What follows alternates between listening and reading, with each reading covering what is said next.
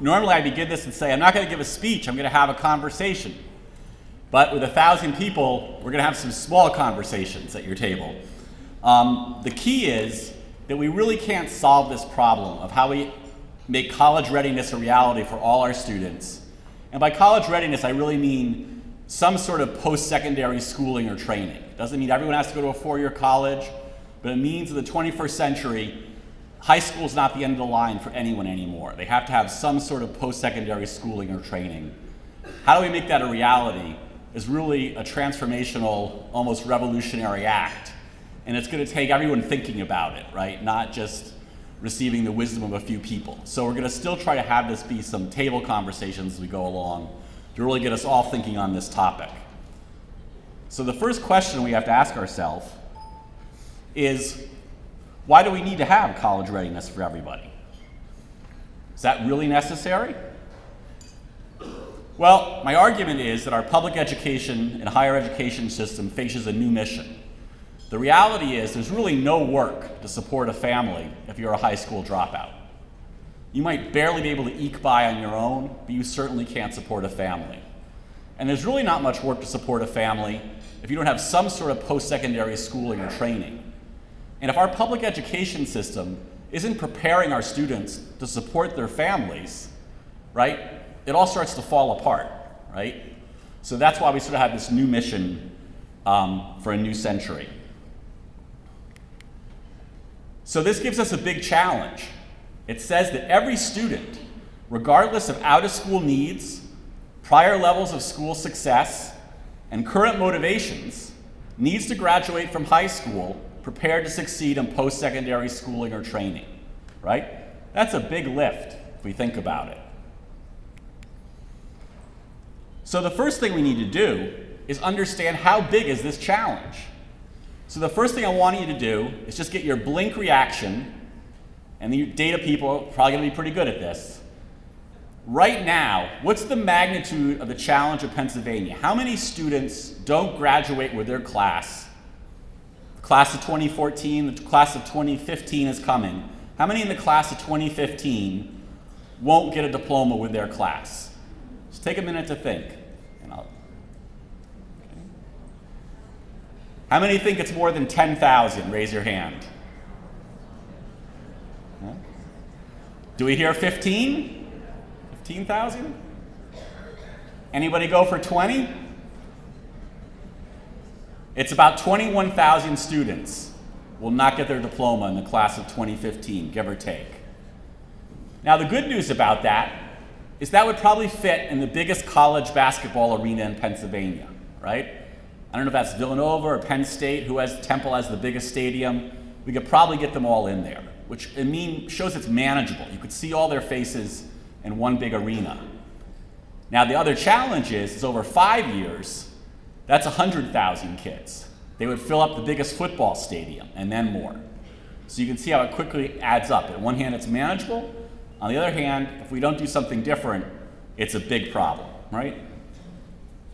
All right. Next question to ask ourselves, and this is for the whole nation now. And again, just take a minute. If you have a piece of paper, you can write it down. If not, you can just think about it. We're talking about low-income students now, and this is defined as the bottom 20% of the income distribution. So for those data geeks, that's everybody that officially lives in poverty and a little bit over that line would be in the bottom quintile of the income distribution. For America to be America, right, people in the bottom of the quintile have got to be able to move up, right? That's our whole idea of upward mobility in our society, our whole idea of the American dreams. You work hard, do the right thing, you can move from the bottom quintile to the middle class. We're arguing now to do that, you have to have some sort of post-secondary schooling or training. So the thing I want you to ask yourself is for a nation now, what do you think the high school graduation rate is for low-income students? That's figure 1. Just think about that. Figure 2, of those students that graduate, low-income students, what percent enroll in a 2 or 4 year institution? And of those students that enroll in a 4-year institution, how many have a diploma from a 4-year institution, or they could have gone to a 2-year and then transferred? How many of them have a diploma from a 4-year institution by their age of 25? Okay, just take a minute to think from your experience. Low-income kids, graduate high school, enroll in college, graduate with a 4-year degree. What do you think those numbers will be? So it's really a tale of two worlds. About in the low 70s of low-income kids graduate from high school versus the upper 80s. For high income, it's the kids in the top quintile now, okay, the top 20% of family income. Of those high school completers, how many enroll in a 2 to 4-year institution? It's only about half of the low-income kids that are graduating are actually enrolling in a 2 or 4-year school, compared to about 82% of the high-income kids. And then look at the big one, right? How many of them actually earn a 4-year degree by 25? It's only 9% of the low-income kids, compared to 54% of the high-income kids, right? So in an era when we're saying you need to have some sort of schooling, post-secondary schooling or training to move up, only half the kids, only 3 out of 4 kids are graduating, or a little less, low income. Only half of those are enrolling in higher ed, and only 10% are getting a 4-year degree. 5 times higher for the high income kids, right? So that doesn't show lots of room for mobility right now, right? That shows a lot of what we've been hearing lately about it sort of getting tougher and more rigid inequality. So what that tells us, back in our nice schoolhouse, is that we got a real challenge on our hands, right? That if we're going to be the engine of economic mobility, and it's hard to see who else can do that if not the schools, we've got to not only increase the graduation rate for low-income kids, we've got to have them ready to succeed at the next level. And we can see that's where even though there's a challenge to graduate, there's even a greater challenge to be ready at the next level. So now we're going to do a thought experiment, and you're going to actually really get to talk to your table mates for a minute. All right, so imagine instead of mild-mannered professor from Baltimore up here, it was the richest person in Pennsylvania. And they are putting forth a deal to your school district. And their deal is if you can guarantee that 75% of your kids will graduate from the state university system in your district, and if 75% of your kids, of those that choose to go to the state university system, graduate, I will cover all the costs, okay? We'll give them a free ride as long as 75% of your district makes it. If it dips below 75%, the deal is off, right? That'd be a lot of pressure to be under, right? So what I want you to think about at your table is if that deal were on the table, what types of academic behaviors and outcomes would you want to see in your 9th graders so you could sleep at night? If your goal was to have 75% of your students graduate and succeed in the state university system, which you could argue is sort of the fundamental idea of what public education and democracy should do, what would you want your 9th graders to be doing? What academic behaviors and outcomes would let you say, I think we're on track to make that? So just take a minute, talk to your table mates, and think about what are those academic outcomes and behaviors you want to see in 9th grade to have some sense of security those kids are on track to succeed in the state university system.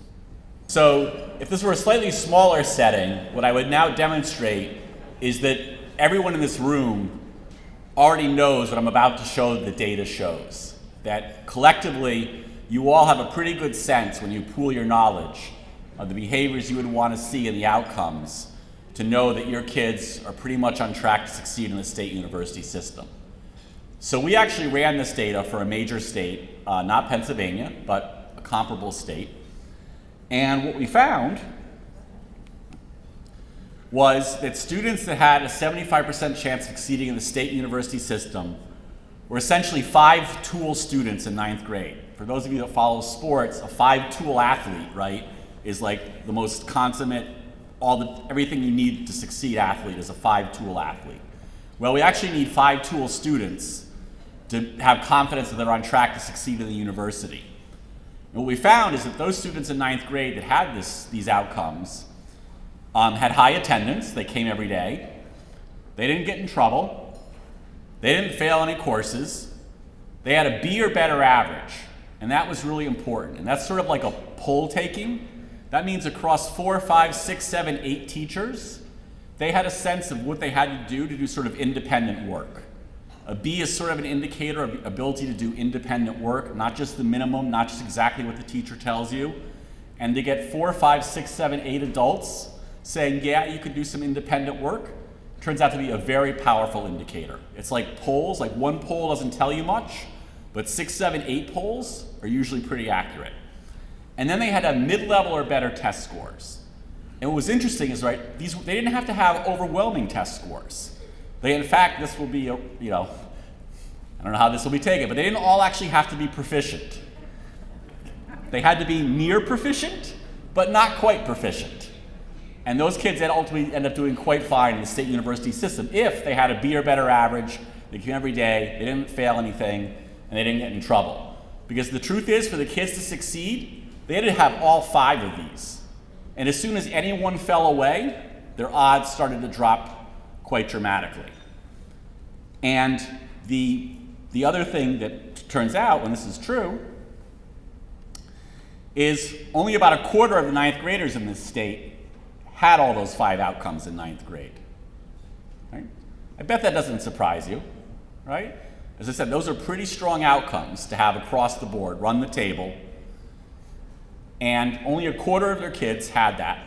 And that turned out to be about the rate of kids getting 4-year degrees in that state, right? The other thing that was heartening is that when high poverty kids achieved these outcomes, much of the poverty disadvantage disappeared except for purely financial struggles, which is many of those kids, high poverty kids that had those 5 attributes in ninth grade, the only thing they struggled with in college was the ability to pay for it. But absent the ability to pay for it, they did just as well as non-high poverty kids if they had those outcomes by ninth grade. So, what does this tell us? Many things, right? But one thing it does tell us is we have a clear goal, that to be on a strong path to college readiness, students need to be good at school and have grade level skills by the end of ninth grade. Now, it doesn't mean we can't catch kids up. It doesn't mean high school's too late, not at all.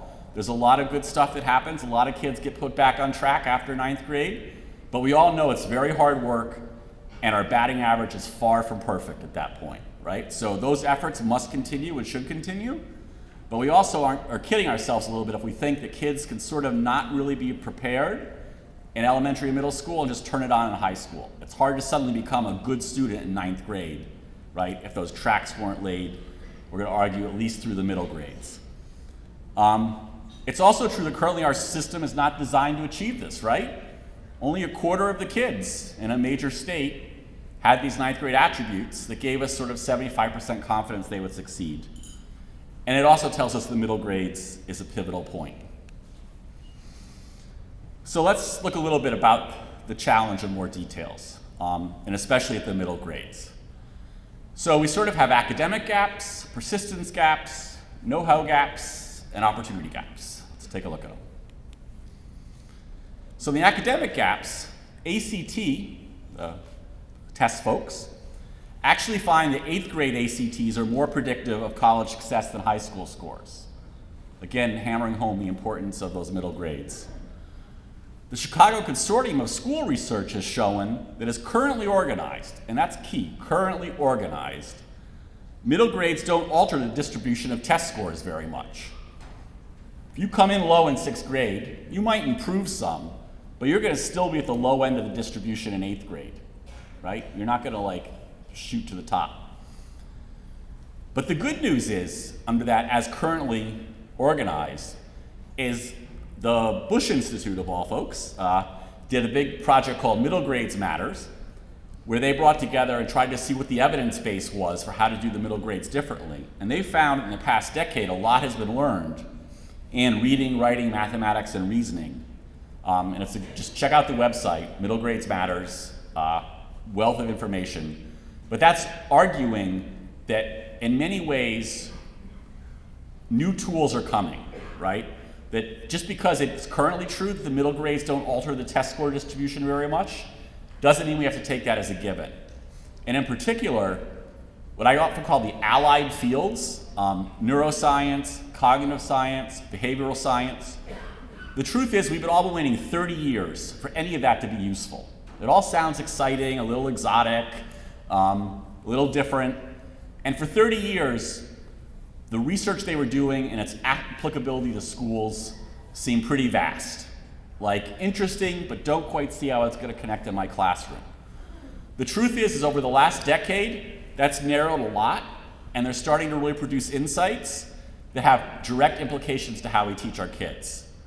So just let me give you one really quickly, recent work on memory, that there are ways to think about how we introduce our material and ask students to do active recall of it, not just studying it again, not highlighting it, not the way we all learn to cram for tests to pass them. Cramming for tests works in a very instrumental way, that it gets you by that test, gets you a higher score, but it's also designed to make most of that information decay rapidly, as we all know, as we all try to recall our history facts, if we're not still doing history.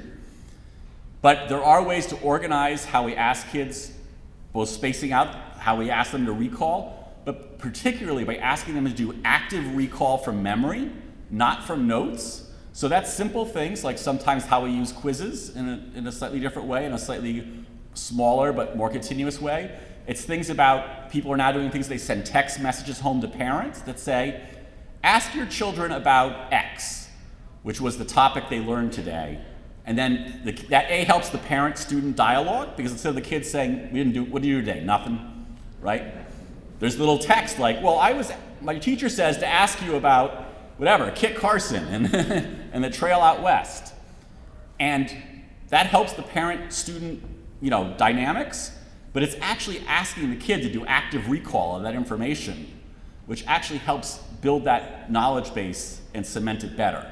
So that's just one example of how some new tools and strategies are coming that I think could let us argue that we could alter that dynamic a little bit as we go forward.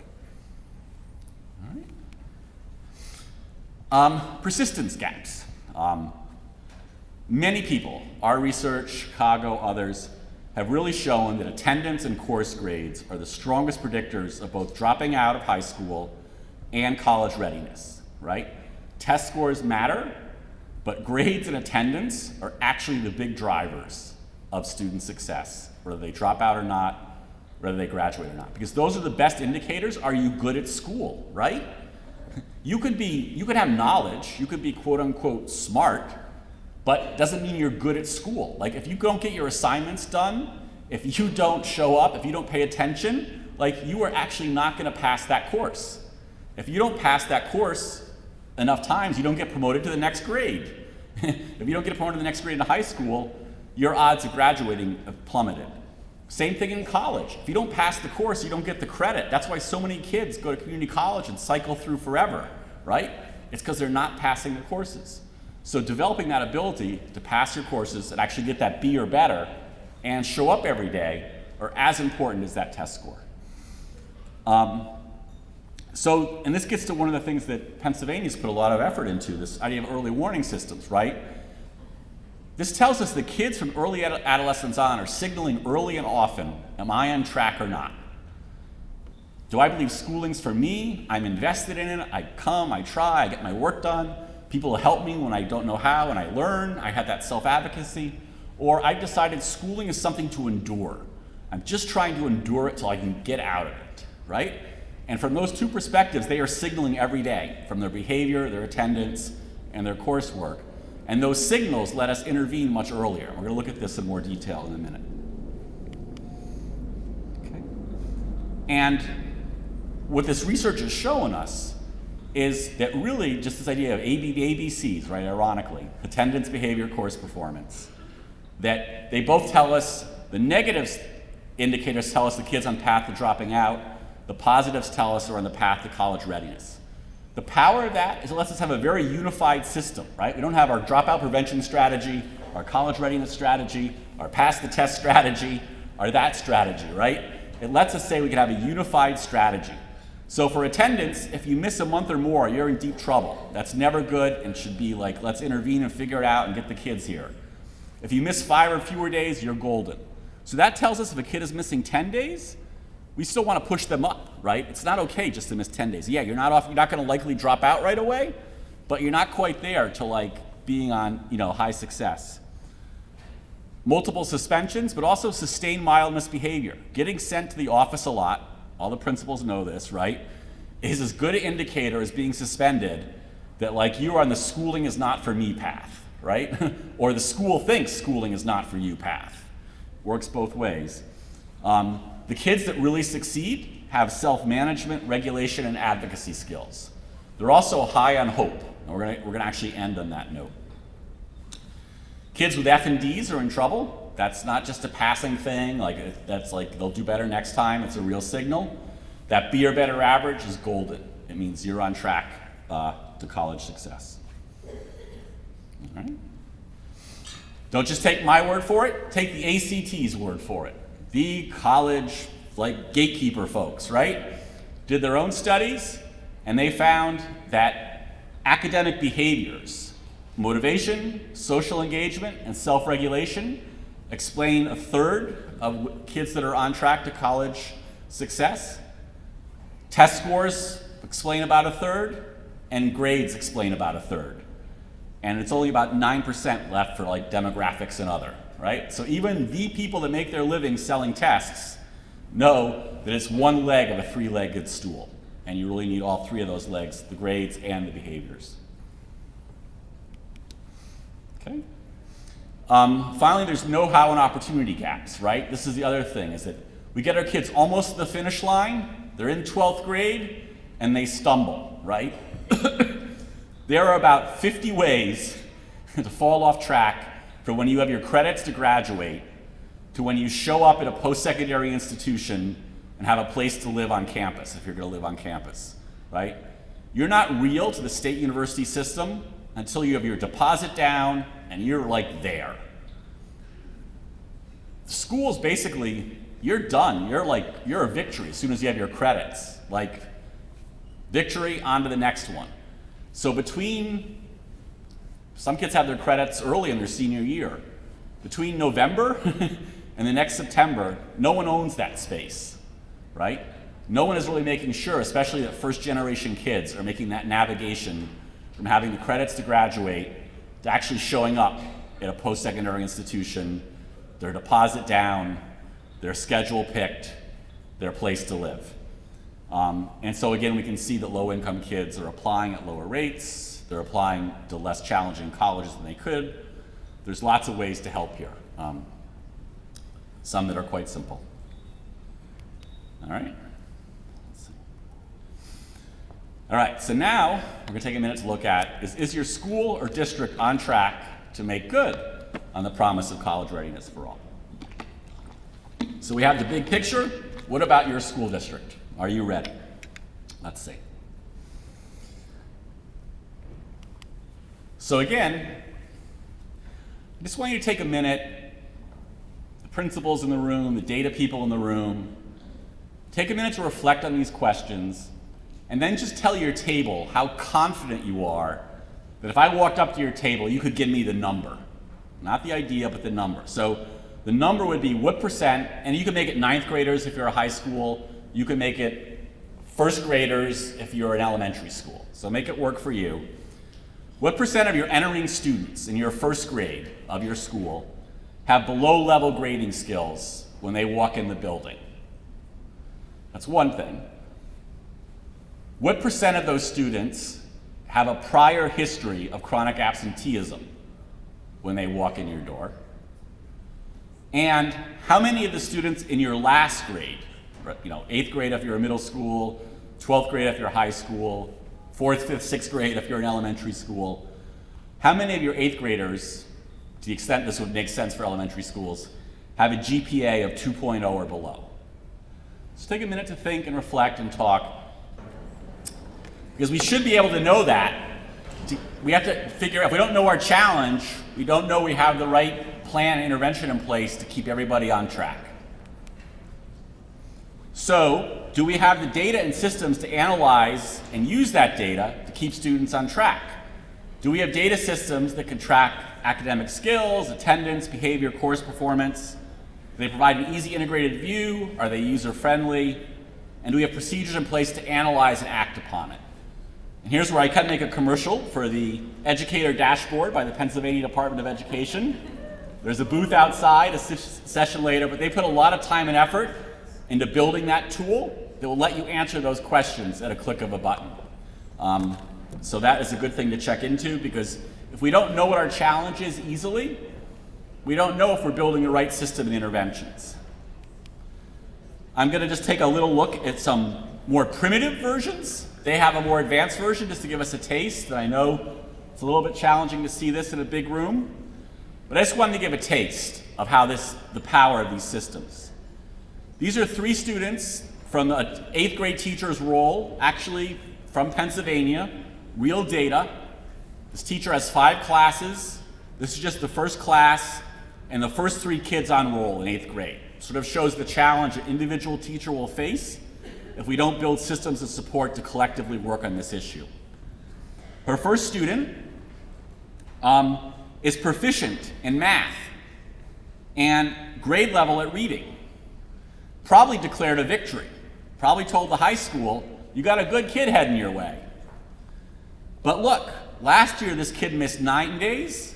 This year the kid has missed 19 days of school. And this data comes from about March, right? More behavior comments are bad. They're getting middle level behavior comments, some behavior issues. And they are proficient in math and got a D in the most recent marking period in math. So something has happened in this child's life between 7th and 8th grade, right, that's causing them to start to withdraw from school.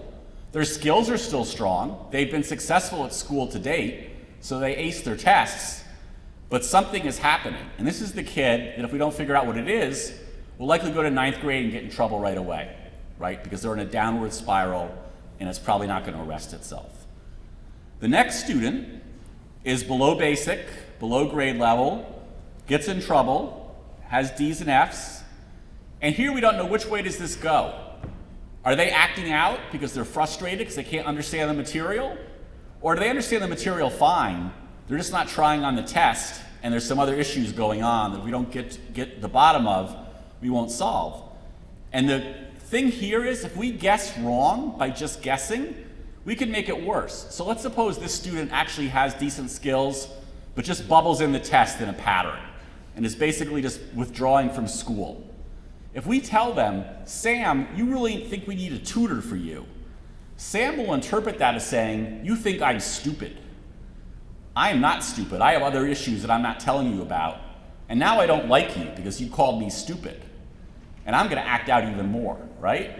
So that's a case where, but if the adults pool their knowledge of Sam, they might be able to disentangle that out, because it's not just one teacher, one point of data, it's the collective intelligence of everybody who interacts with Sam. My guess is they would deduce what's behind it. The last student, right, below basic, failing everything, getting in trouble, and has missed 69 days of school. This student won't make it to 9th grade. They will be an 8th grade dropout, right? So there's some students that are showing such desperate straits that we know we have to intervene, and that probably takes partnerships.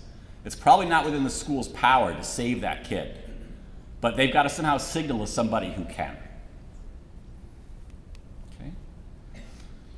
I'm going to go briefly on this one just because, again, it's hard to read at a distance. Here we're just showing 2 6th graders, and we're showing if we bring in some resiliency data on things like connection to schools, self-confidence, that we get even better indicators of what's going on. So our first student is missing, only coming 74% of the time, getting by in her classes, but feels stressed, doesn't feel well, and feels no connection. So again, probably just barely hanging on, and not the kid you want to say, oh, let's just see if it's a 6th grade transition issue. Let's just see if it'll like shake itself out because it's probably just getting used to 6th grade.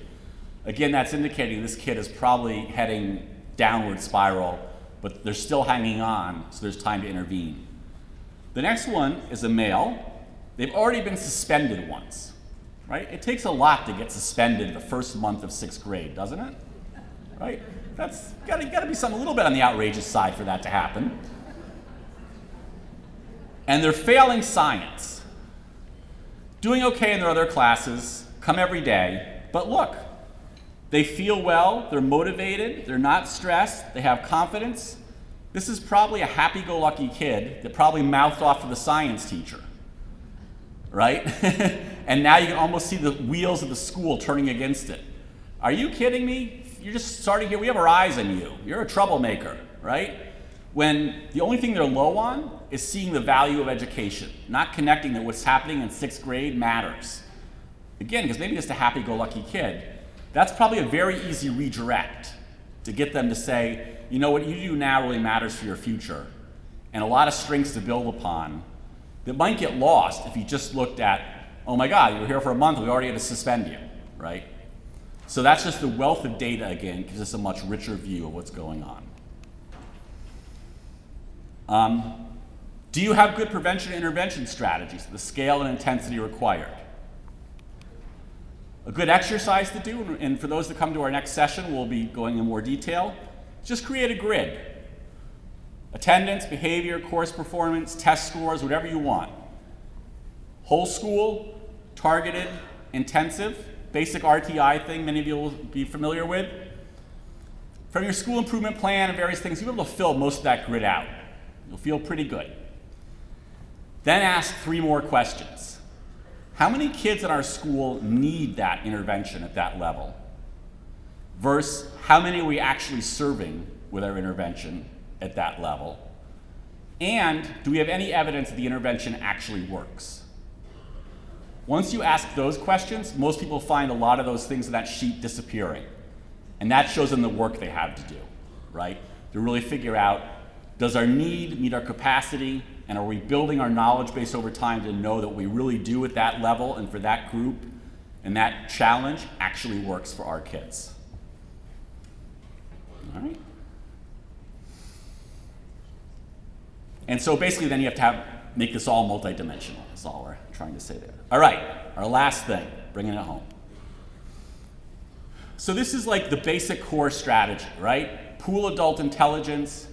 Keep close, you want to keep kids on track, you want to drive down the bad indicators, drive up the good indicators, have them come every day, have them focus, not get in trouble, have them get good grades, have them not fail. Use data to closely monitor, track your interventions, model that to learn what works, and most importantly, have time that adults that know the kid can pool their knowledge. Because that's the only way you can really figure out those nuances and be much more effective at what you do in keeping kids on track. And as we saw, the state of Pennsylvania has actually built you a very nice tool to help you do that. We want to close at a slightly deeper level and a deeper strategy, right? End of the day, the kids that succeed are the kids that I say are high on hope and purpose, right? We all know in our own lives that if we're hopeful about some outcome and we feel a purpose behind it, right? That's when you climb the mountain in the rain, right? Right? That's when you're willing to go the extra mile, to persevere against disappointment, to push through, because you have belief that ultimately you have a good chance to succeed and you really value what you're doing, right? So we have to think about and ask ourselves, are we building up this sense of hope and purpose in our kids? Or are we making this merely instrumental? Eat your spinach, you'll be healthy. You know, pass this test and you'll get a good job, right? Part of that is necessary. Part of that is about growing up and being a grown-up. But in itself, it's not going to create the internal engines within them to push through and to change those odds, right? Because most kids that grow up in a high-poverty environment, they don't learn that effort leads to success. They learn that life is capricious. My parent works 2 jobs. They get up at 4 a.m. and take a bus across town. We still lost our home, right? So they've got to build those muscles in school that effort leads to success. And it's oftentimes, we often find things in like chess, drama, debate, right? Those things that involve teamwork and a rapid cycle between effort and does it work or not. If you don't invest in a robotics car, you lose in the first round. But you know what? There's a tournament next week, you can do better. If you don't work on the play, it's pretty embarrassing. But you know what? Another one comes around, right? We have to build those opportunities for our kids to really develop that muscle that effort leads to success. Because we're all in this room today because we learned that somewhere. But more importantly, we had a hope and a purpose that that would play out if we invested in it. So here's our final thing we're going to conclude on. Gallup poll actually annually surveys its 5th to 12th graders on their hope, engagement, and well-being. And it's actually a free test. You can give it to your kids in November. It's got to be on computer, but it lets you see how they're doing compared to others. It's a very informative thing to do. Here's what they found out. Okay.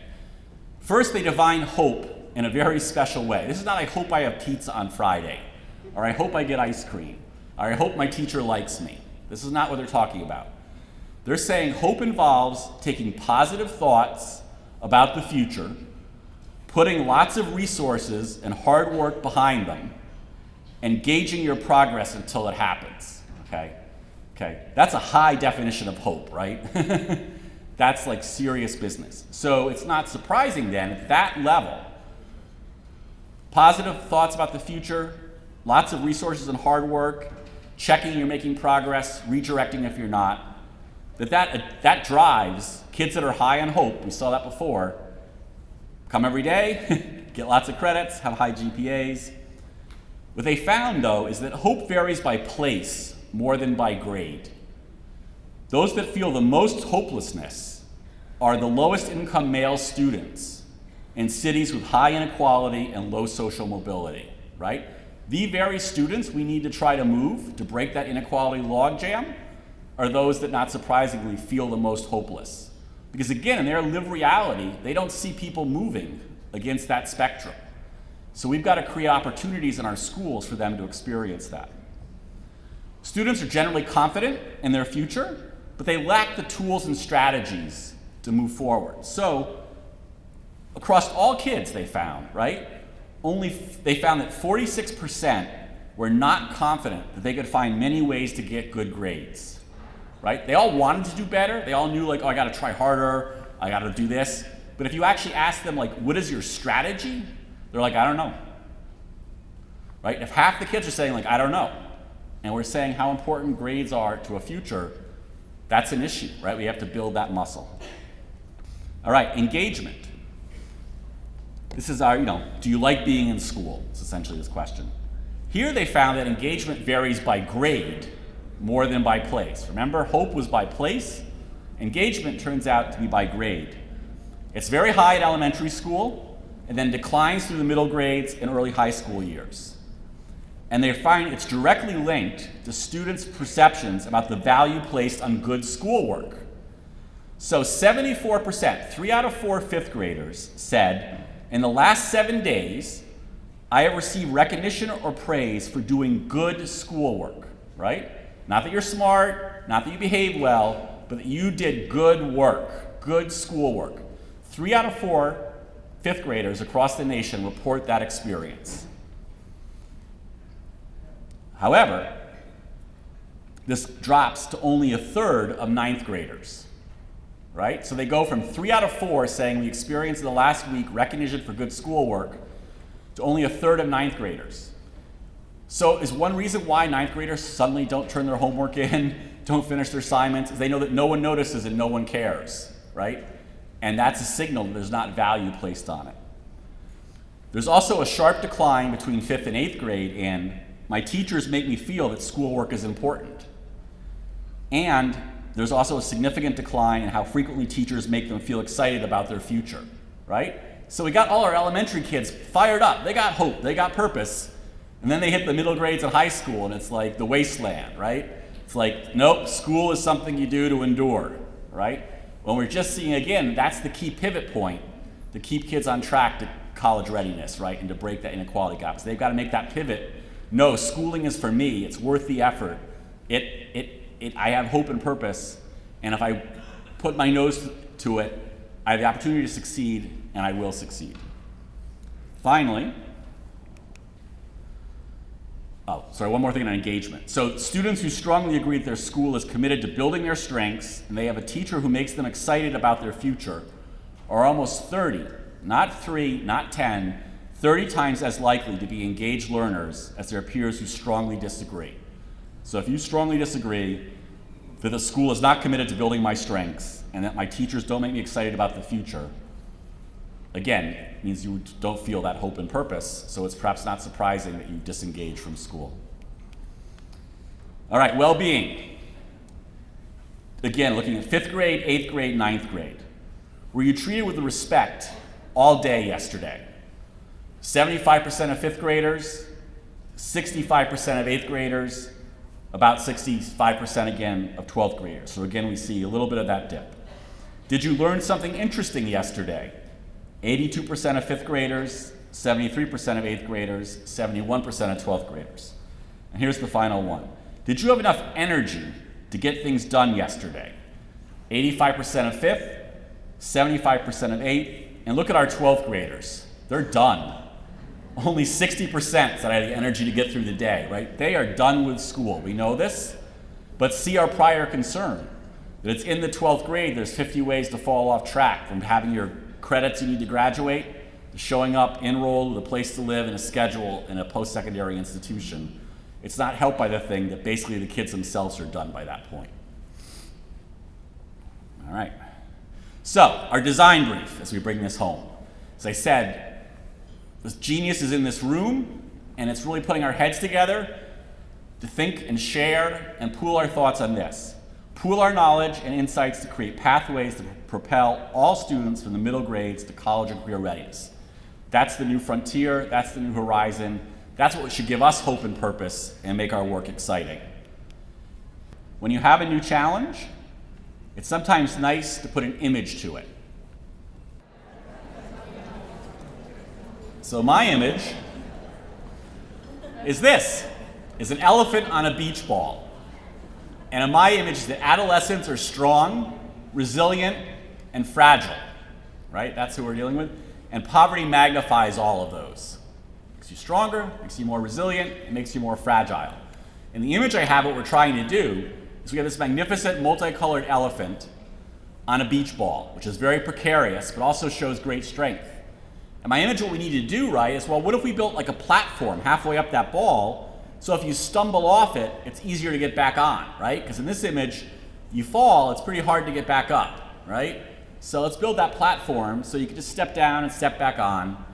And then let's build a track, right, that helps propel you in the right direction, right?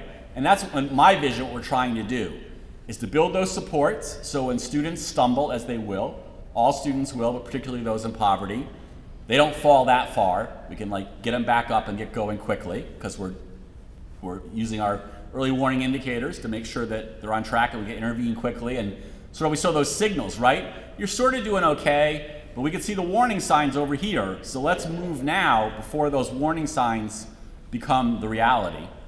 And then we want to sort of shape the path, right? We want to give it a little nudge in the way it should go. And make it be that they have those lived experiences that let them learn that effort leads to success. And they be thinking about, if you come in with below grade level skills, it's a long slog before you're going to be an A student. But let's find your strength, and let's give you some experience with that strength, whether it be in drama, debate, sports, robotics, chess, or something else. So you can have that taste of putting that effort, leading that success, and build that hope and purpose. And so what I want to leave you with then is that idea, and then one more image, which is that if you wanted a thing to also bring this back to your schools and tell it in a human story, there's a really great documentary on PBS, Frontline, called Middle School Moment. And it tells the story of two twins. This is Omarina, who's the sister, and there's also a boy twin. It tells their story of being 6th grade forward to, I believe the most recent one they've updated gets her to college. And it's an incredibly moving story because they're twins and they live in the same circumstances, which are a struggling, high poverty environment. She happens to go to a school that has an early warning indicator system. They notice she's missing a lot of 6th grade and they mobilize around her, and she ultimately succeeds. Her brother goes to a school that doesn't have that, and he ultimately ends up in jail, right? So it's just a very way to bring this down to reality of that there's some broad ideas here and some big challenges in a lot of words, but at the end of the day, this is what we need to do to make sure that all our kids succeed and prosper, and that we then succeed and prosper as a nation. So thank you, and with that, let's get to work.